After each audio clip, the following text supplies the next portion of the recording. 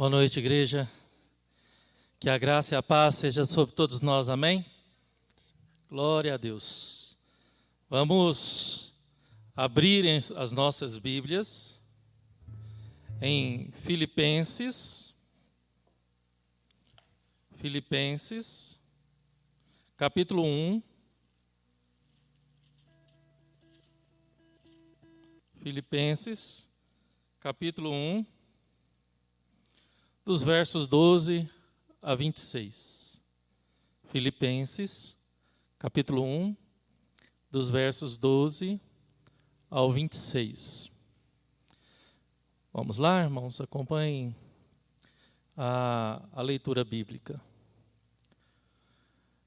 Quero ainda, irmãos, cientificar-vos de que as coisas que me aconteceram tem antes contribuído para o progresso do Evangelho, de maneira que as minhas cadeias em Cristo se tornaram conhecidas de toda a guarda pretoriana e de todos os demais, e a maioria dos irmãos, estimulados no Senhor por minhas algemas, ousa falar com mais desassombro a palavra de Deus. Alguns, efetivamente, proclamam a Cristo por inveja e porfia. Outros, porém, o fazem de boa vontade. Estes, por amor, sabendo que eu estou incumbido da defesa do Evangelho. Aqueles, contudo, pregam a Cristo por discórdia, insinceramente, julgando suscitar tribulação às minhas cadeias. Todavia, que importa? Uma vez que Cristo, de qualquer modo, está sendo pregado, quer por pretexto, quer por verdade, também com isto me regozijo, sim, sempre me regozijarei, porque estou certo de que isto mesmo, pela vossa súplica e pela provisão do Espírito de Jesus Cristo, me redundará em libertação, segundo a minha ardente expectativa e esperança de que em nada serei envergonhado. Antes, com toda a ousadia, como sempre também agora, será Cristo engrandecido no meu corpo, quer pela vida, quer pela morte. Porquanto, para mim, o viver é Cristo e o morrer é lucro. Entretanto, se eu viver na carne, traz fruto para o meu trabalho. Já não sei o que hei de escolher. Ora, de um outro lado, estou constrangido, tendo o desejo de partir e estar com Cristo, o que é incomparavelmente melhor. Mas, por vossa causa, é mais necessário permanecer na carne.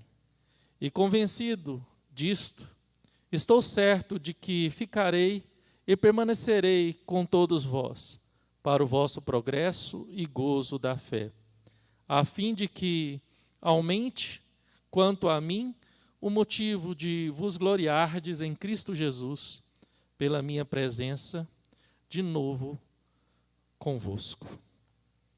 Amém. Oremos, irmãos. Senhor Deus, te louvo e agradeço pela tua palavra que foi lida. Muito obrigado, ó Deus, pela vida de Paulo, pela igreja de Filipe, ou pela igreja de Filipenses.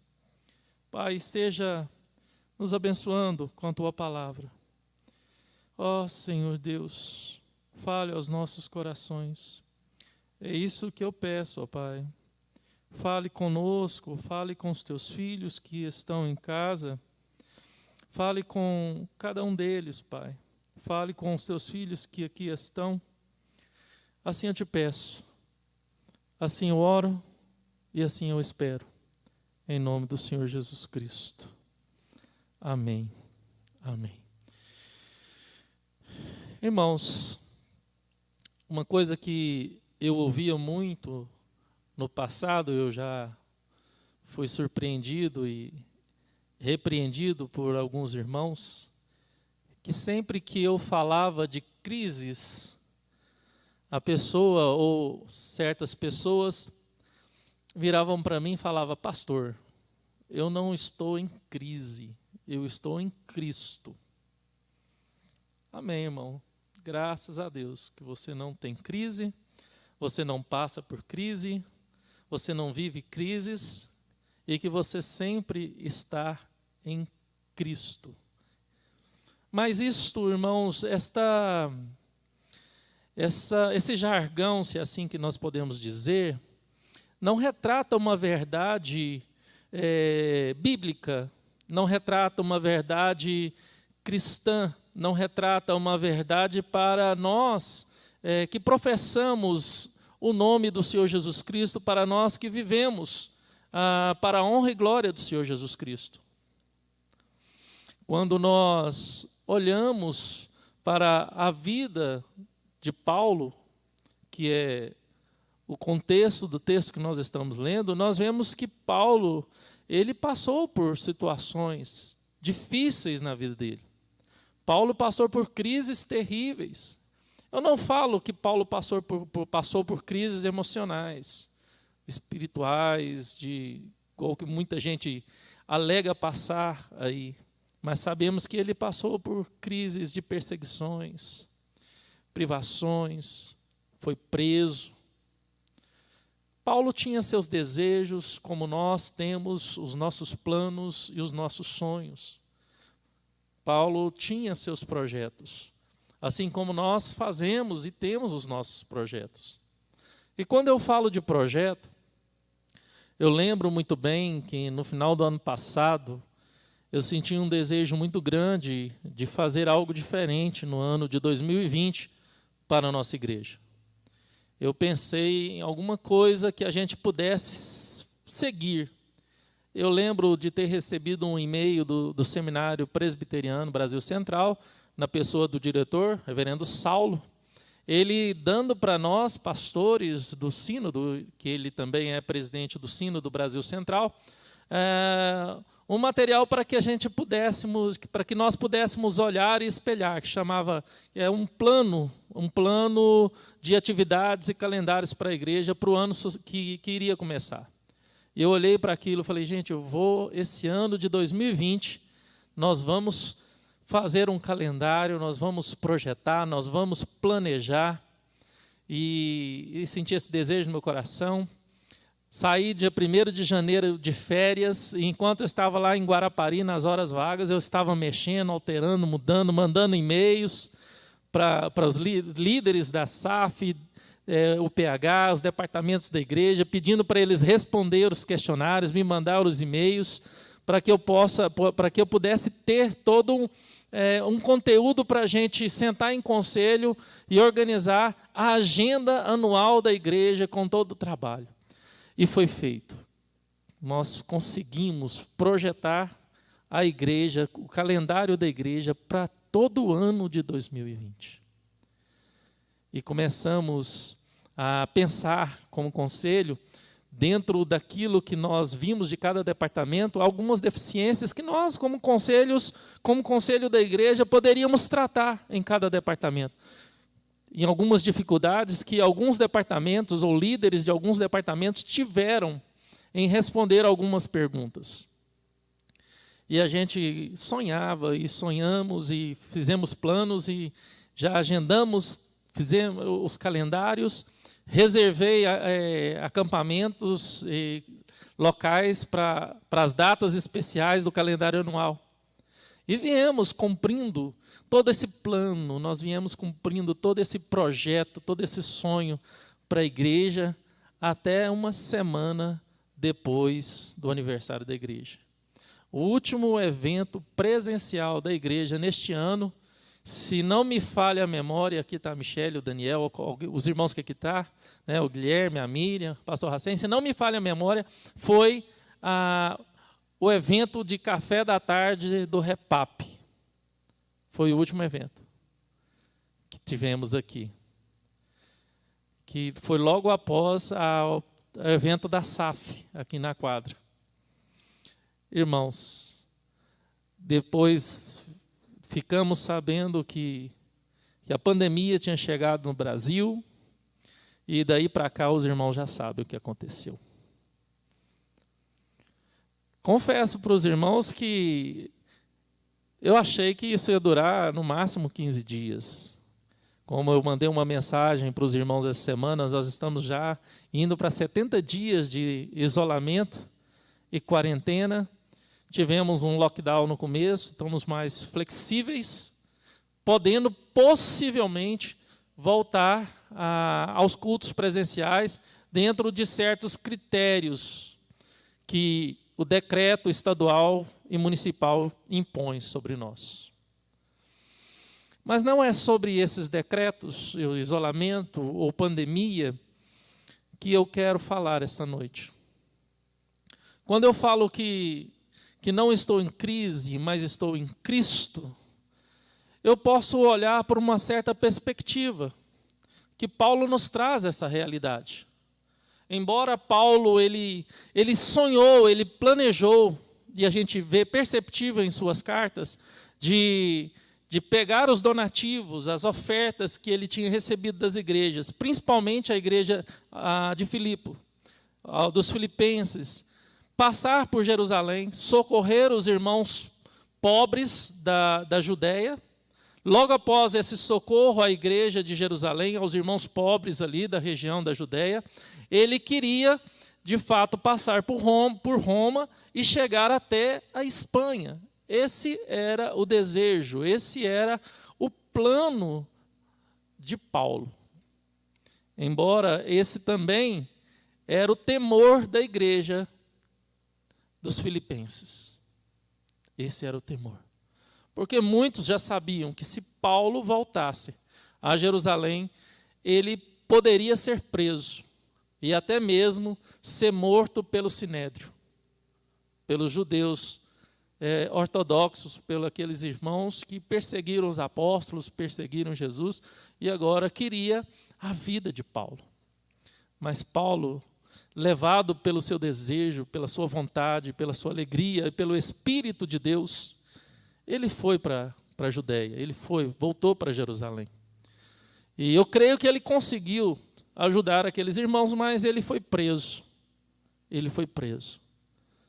E dentro desse prazo que ele estava preso ali, ele percebeu uma negociação ou um conchavo entre o Sinédrio e Festo, o imperador, o rei que tomava conta daquela região naquela ocasião, e apelou para César, falando que ele era um cidadão romano e queria ser julgado em Roma. E ele foi, então, mandado para Roma como um prisioneiro romano. Sabemos o quanto foi difícil essa viagem de Paulo. O quantas situações complicadas ele passou nessa viagem. Passando pelo naufrágio, ele foi mordido por uma cobra, picado por uma serpente. Depois ele foi mandado pelos malteses para Roma como prisioneiro, chegou em Roma algemado, e foi esta a primeira prisão de Paulo em Roma. Ele ficou preso junto na casa do imperador, preso a uma guarda especial, chamada dos pretorianos. Eram guardas que eram escolhidos a dedos, eram filhos de elites de Roma, pessoas importantes que queriam que seus filhos servissem a Roma.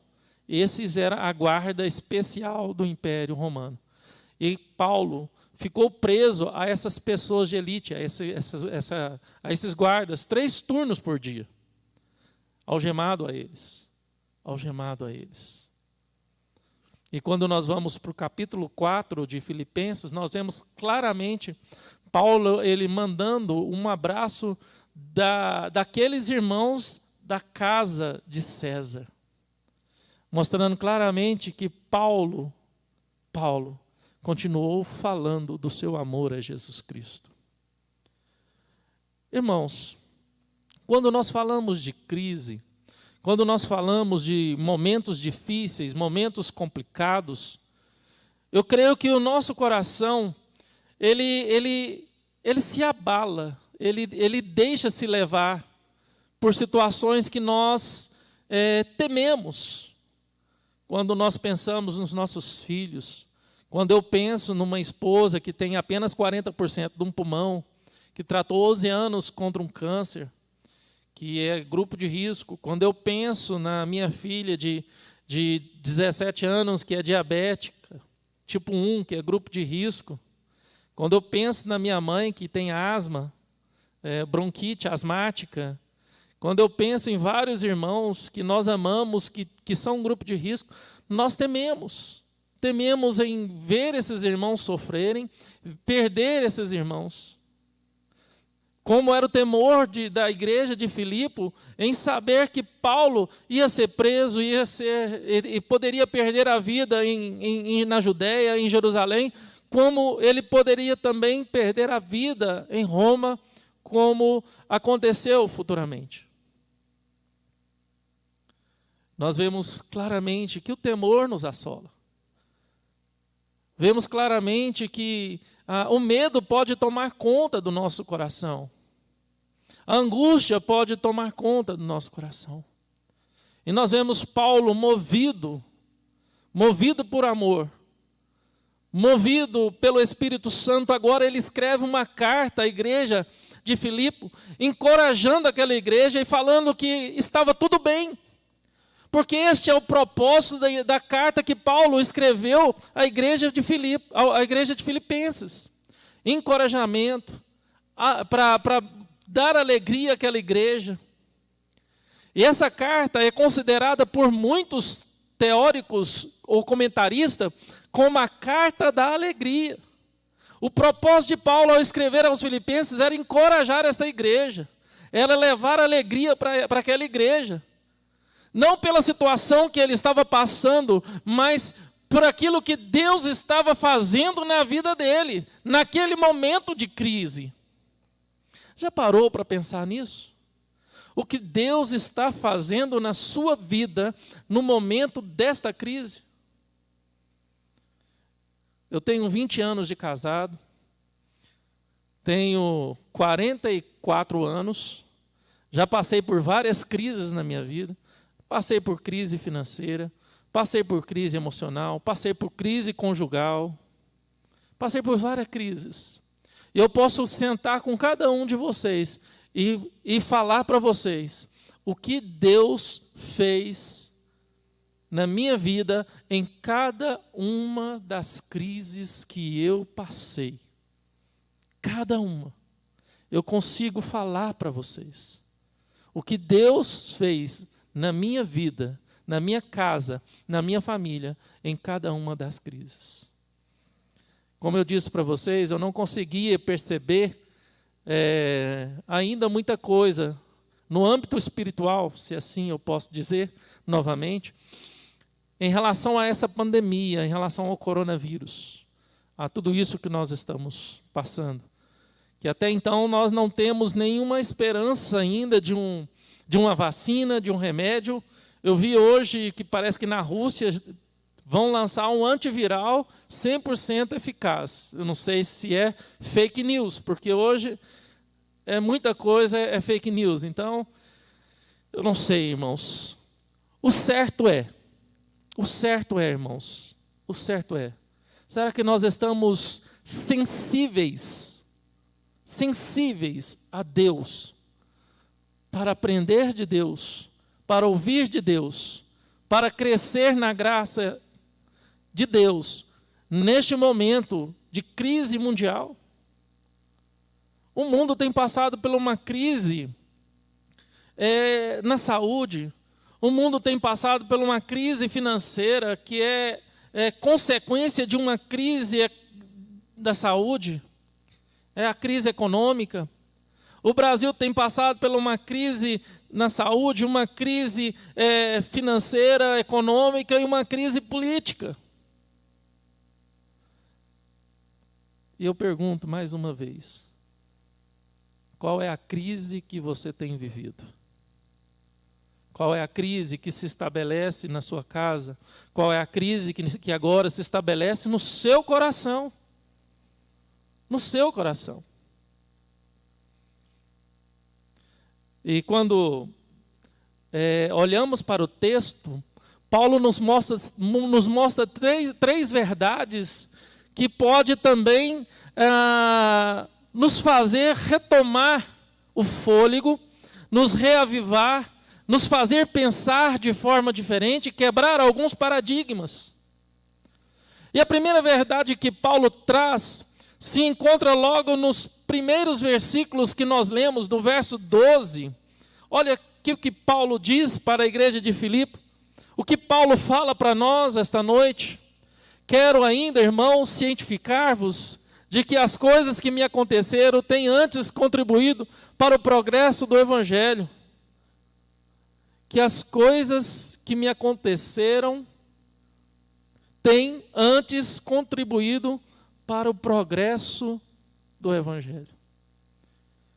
Irmãos, eu olho para as minhas crises do passado, eu olho para minhas crises conjugais com a Cássia, eu olho para as minhas crises financeiras do passado que eu tive, eu olho para minhas crises na família, na área da saúde, quase perdi minha esposa por 3 vezes para um câncer, quase que a Ana Luísa ficou órfã de mãe, quase que a Carolina não viesse a nascer ou não ia vir a nascer. Mas eu consigo olhar para trás e consigo ver claramente o quanto tudo isso que eu passei serviu para o progresso do Evangelho.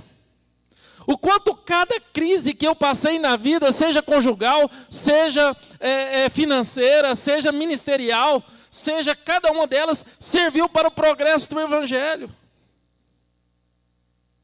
Quando a gente olha para a vida de Paulo, ele traz para os irmãos um conforto. Olha, eu posso estar preso, irmãos, mas não entristeçam o coração de vocês, porque tudo que eu passei na vida serviu para tirar os tropeços do caminho, serviu para abrir o caminho para que o Evangelho viesse a ser pregado. Tudo que eu passei serviu como algo para abrir o caminho para que o Evangelho fosse falado, para que Cristo fosse pregado. A palavra progresso quer dizer isto. Um caminho aberto, algo que foi tirado, um paradigma que é quebrado. Irmãos, nós devemos olhar, então, para as crises, para as dificuldades, para os momentos difíceis que temos que passar, estamos passando, e ver esse momento como uma oportunidade para o progresso do Evangelho por meio das nossas vidas, irmãos. Eu não consigo olhar para trás, eu não consigo olhar para minhas crises no passado e não perceber o quanto eu cresci, o quanto eu aprendi de Deus, o quanto as minhas cicatrizes hoje e minhas marcas hoje em mim e na vida da Cássia mostram Deus misericordioso. Um dia eu peguei a Cássia olhando de frente para o espelho no nosso quarto e ela passava a mão em cima de uma queloide. Foi a primeira biópsia que ela fez no pescoço e ficou uma cicatriz imensa. E ela passava a mão e eu pensei que ela estava muito triste, porque ela tem marcas onde foi tirado o tumor para biópsia, tanto do lado esquerdo quanto do lado direito. Eu falei, amor, você quer fazer uma plástica? Você quer dar um jeito de melhorar isso aí, essa aparência? Não, amor, eu não estou triste. Eu estou agradecido a Deus. Porque quando eu olho para as minhas cicatrizes, eu vejo Deus. Eu vejo a mão de Deus na minha vida. Irmãos, eu vejo claramente Paulo falando isso aqui. Ele olhando para as suas cicatrizes, ele olhando para tudo que ele passou na vida, vendo que tudo aquilo que ele passou serviu para o progresso de Deus, das coisas de Deus na vida dele, irmãos. Ele olhou para as suas marcas, o quanto ele apanhou, o quanto ele foi apedrejado. Ele apanhou tanto em uma cidade, que eu não me lembro agora, que deram ele por morto. Por morto. E agora ele escreve uma carta para a igreja de Filipe falando o quê? Falando, irmãos, cada coisa que eu passei na vida, serviu para o progresso do Evangelho. Então, não entristeça. Não entregue o seu coração à tristeza. Não entregue o seu coração à tristeza. Seja feliz. Alegre o seu coração. Aproveite esse momento de crise e aproveite a oportunidade que Deus está te dando para que o Evangelho venha progredir por meio de você em meio a essa crise, como foi no passado. E é exatamente esse o segundo argumento que Paulo nos traz. É exatamente esse que Paulo deixa claro em relação ao presente. E não somente em relação ao passado, quando nós vamos para o verso 13. Ele fala, de maneira que as minhas cadeias em Cristo se tornaram conhecidas de toda a guarda pretoriana, de todos os demais. E a maioria dos irmãos, estimulados no Senhor por minhas algemas, ousam falar com mais desassombro a palavra de Deus, tanto por boa vontade, ou também aqueles que falavam apenas por porfia, por discórdia ou por competição. Paulo agora ele consegue olhar para a situação que ele estava passando no presente e ver o benefício e falar, irmãos, eu vejo Deus novamente na minha vida, porque agora as minhas cadeias em Cristo, eu estou podendo manifestar a palavra de Deus aonde eu nunca imaginei. Se Paulo não tivesse preso aqueles homens da guarda pretoriana, pregando para aquela guarda de elite, para filhos de pessoas de elite daquelas, eu creio que aos irmãos da casa de César, esses irmãos não iam ser rapidamente alcançados por Paulo como eles foram. É lógico que no futuro Deus poderia usar outras pessoas. Mas Deus usou essa primeira prisão de Paulo para alcançar os irmãos da casa de César, como fala no capítulo 4, verso 1 de Filipenses. Meus irmãos, quando a gente olha para o nosso presente momento de culto online, a gente de pandemia, isolamento, nunca se viu tanta transmissão de culto, de pregação, de estudo bíblico pela internet, como se viu agora, nesses últimos dias. Nunca se viu tanta gente falando de Cristo, seja por interesse próprio, ou seja por interesse escuso, sejam por porfia, seja por intriga, ou seja com sinceridade, falando de Jesus. Nunca se viu, ao ponto da internet, se assim eu posso dizer, congestionar, ficar congestionada.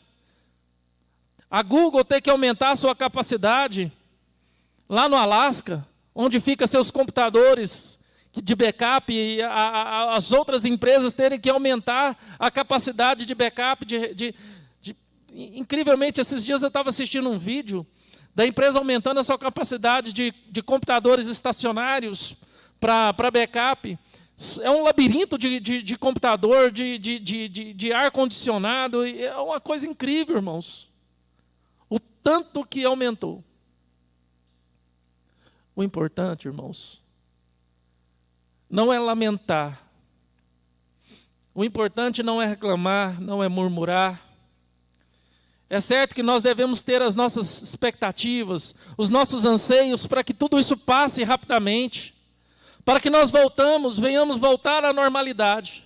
Mas a convicção que deve estar no nosso coração é a mesma convicção de Paulo. olhar para a situação presente e ver uma oportunidade. Olhar para a situação que nós estamos vivendo e ver a oportunidade de falar de Cristo, de pregar a Cristo. É não deixar que a situação nos faça, mas que nós viemos fazer a situação naquilo que Deus está nos levando a fazer, irmãos. Eu já falei isso outras vezes. O quanto de material nós podemos produzir pregando a Cristo, com sinceridade, com amor e com fé.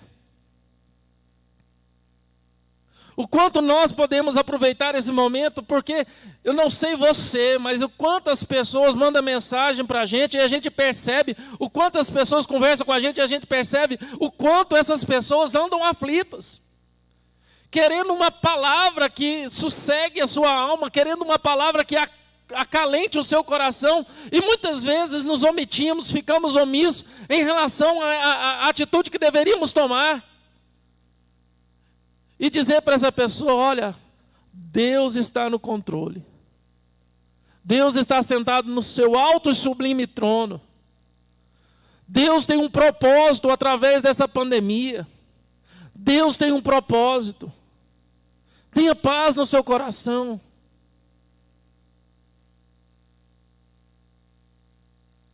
Será que nós temos nos calado?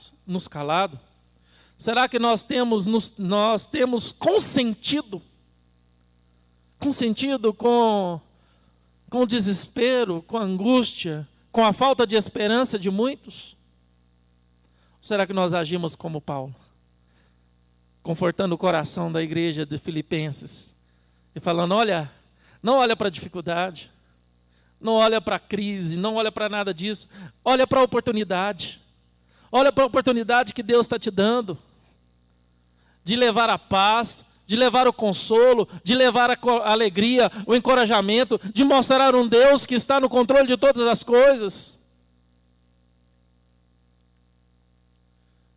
Quando nós voltamos para o texto novamente, nós vemos Paulo nos demais versículos, ele trazendo para nós a sua esperança quanto ao futuro.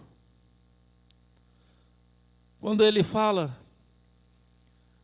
do verso 19 em diante: porque estou certo de que isto mesmo, pela vossa súplica e pela provisão do Espírito de Jesus Cristo, me redundará em libertação, segundo a minha ardente expectativa e esperança de que em nada serei envergonhado. Antes, com toda ousadia, como sempre também agora, será Cristo engrandecido no meu corpo, quer pela vida, quer pela morte. Porquanto para mim o viver é Cristo e o morrer é lucro. Entretanto, se o viver na carne traz fruto para o meu trabalho, já não sei o que hei de escolher. Ora, de um e de outro lado, estou constrangido, tendo o desejo de partir e estar com Cristo, que é incomparavelmente melhor. Mas pela vossa causa é mais necessário permanecer na carne. E convencido disto, estou certo de que ficarei e permanecerei com todos vós para o vosso progresso e gozo da fé, a fim de que aumente quanto a mim o motivo de vos gloriardes em Cristo Jesus, pela minha presença, de novo para convosco. Nós vemos claramente o desejo de Paulo. O desejo e a esperança de Paulo era partir e estar com Cristo. O desejo de Paulo era de fato: olha, minha vontade é estar com Cristo, mas ele olhou para os irmãos e viu que aqueles irmãos ainda precisavam dele. E a gente sabe que depois da sua segunda prisão, ele foi solto, da sua primeira prisão ele foi solto. Ele foi preso a segunda vez e a terceira vez foi onde ele, de fato, foi martirizado. Meus irmãos, uma realidade que Paulo nos traz aqui é de nunca perder a esperança. Paulo, ele não colocou a sua esperança no governador, no imperador romano. Paulo, ele não colocou a sua esperança numa rebelião. Paulo, ele não colocou a sua esperança em nada, nada, nada, nada que esse mundo ou que as situações poderia lhe oferecer, mas a sua esperança estava em Deus. Em Deus. É certo, irmãos, que os nossos anseios nos faz querer esperar no homem, na ciência, em tantos outros meios, uma solução para tantas crises das nossas vidas. Mas quando nós somos engolidos ou confrontados pela mesma crise mais de uma vez, a tendência é falar. A tendência é: dessa vez será que eu escapo? Desta vez será que eu vou sair ileso? Quando eu falo isso, irmãos, eu falo porque eu já passei por crises financeiras. Não foi uma vez ou duas vezes, foi várias vezes. A Cássia teve câncer por 3 vezes. Teve a primeira vez, tratou, veio a cura e nós nos alegramos, fizemos festa, foi curada, testemunhamos, falamos que Deus curou. De repente passa um tempo, a notícia é que o câncer voltou. E aí? Será que agora Deus quer levar? Será que agora Deus quer curar? E lutamos, tratamos, Deus curou, testemunhamos, ficamos alegres, Deus curou, e veio o câncer pela 3ª vez. E aí? Será que Deus quer levar? Será que Deus quer curar? Lutamos, tratamos, Deus abençoou, e a Cássia foi curada. Paulo foi preso 3 vezes. Primeira vez ele foi liberto, segunda vez, a 3ª vez ele foi morto, foi martirizado. Irmãos, o importante é que nós não venhamos perder a mesma esperança que Paulo. Mas antes da esperança, Paulo deixou uma certeza que deve estar no nosso coração, que o nosso viver sempre, sempre seja Cristo, que o seu viver seja sempre Cristo, irmão, e que o nosso morrer, de fato, venha a ser para nós lucro, porque estar com Deus na glória é melhor, vai ser sempre melhor. Essa deve ser a nossa esperança, irmãos. Eu creio que se essa esperança fazer parte do nosso coração, se essa esperança fazer parte do seu coração, nós vamos viver em paz. Vamos viver em paz.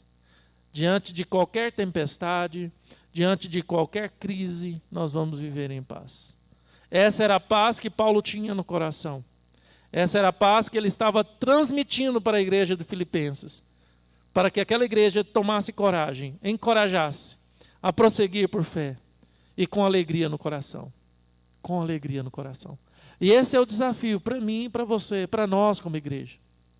Prosseguir por fé, com coragem e alegria no coração. E com a esperança e a convicção de que o viver é Cristo e o morrer é lucro. Porque estou bem certo de que partir e morar com Deus é melhor. Mas estou bem certo também de que o meu ficar em relação à igreja vai ser muito proveitoso também. Então nós devemos, irmãos, primeiramente, olhar para as nossas crises no passado, para as nossas dificuldades no passado, e entender o quanto nós crescemos e o quanto as nossas crises e as nossas dificuldades no passado agiu em nossas vidas para nos dar experiência, para nos amadurecer para o progresso do Evangelho. Progresso do Evangelho. Olhar para o momento presente e olhar para as dificuldades do presente e entender que é uma oportunidade que Deus está dando a cada um de nós de cumprir o propósito que foi nos dado. Pregar o Evangelho, levar a paz e a esperança àqueles de coração aflito. Mostrar e pregar a Cristo e mostrar um Deus soberano que está sentado no trono. E olhar para o futuro, não com medo, mas com alegria e coragem. Porque a esperança que está no nosso coração em relação ao futuro tem de fato o poder de trazer para nós coragem e alegria.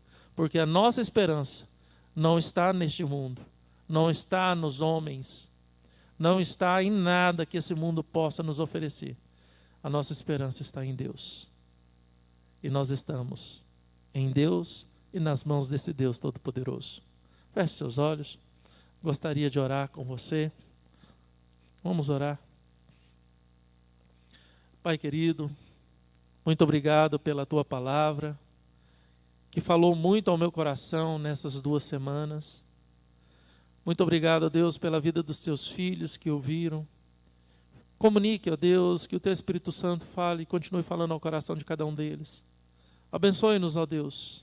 Abençoe-nos, Deus, essa semana. E que nós venhamos ouvir a voz do teu Espírito Santo, nos alimentando, nos encorajando e nos dando alegria, apesar dos pesares, apesar da situação. Te louvo, te bendigo e agradeço. Em nome do Senhor Jesus Cristo. Amém. Amém. Vamos cantar.